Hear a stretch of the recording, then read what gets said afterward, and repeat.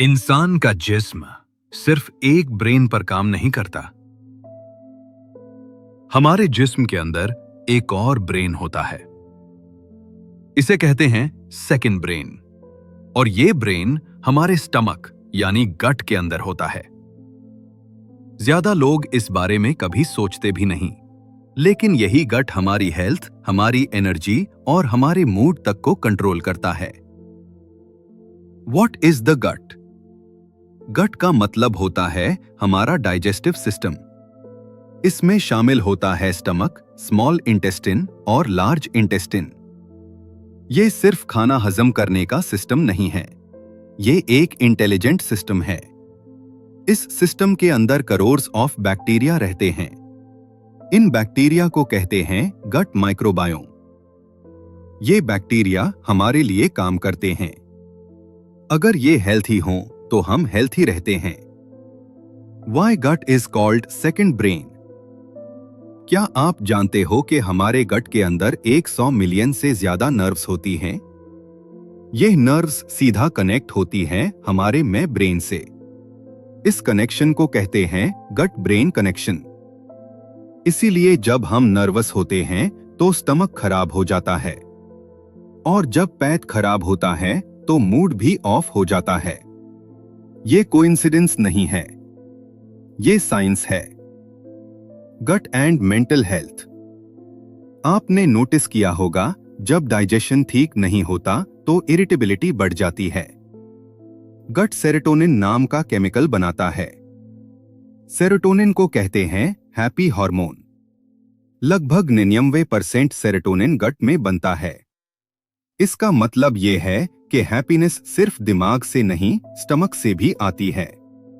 इसीलिए gut health का effect होता है एंजाइटी, डिप्रेशन और स्ट्रेस पर। Gut and immunity. हमारी इम्यूनिटी का 70% हिस्सा गट से कंट्रोल होता है। गट बैक्टीरिया हमारे बॉडी को बताते हैं क्या फ्रेंड है और क्या एनिमी।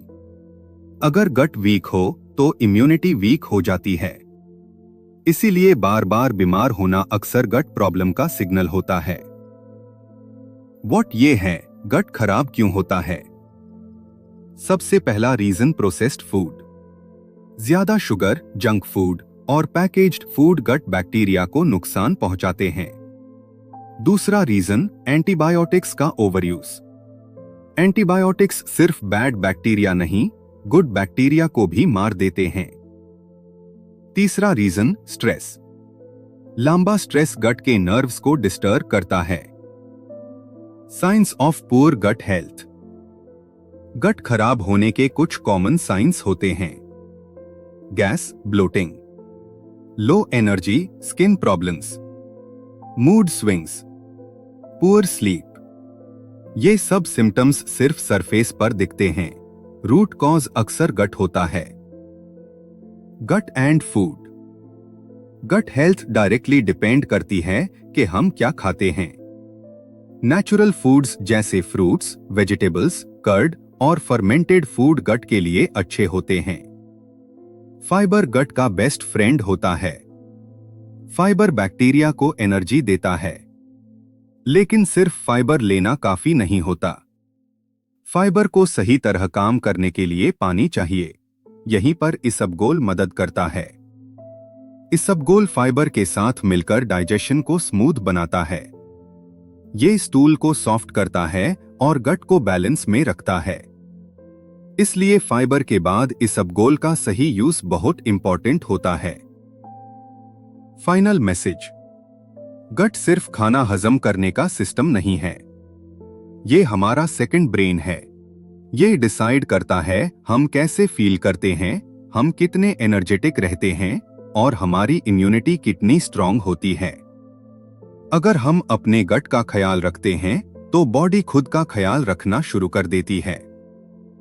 हेल्थ सिर्फ मेडिसिन से नहीं आती, समझ से आती है।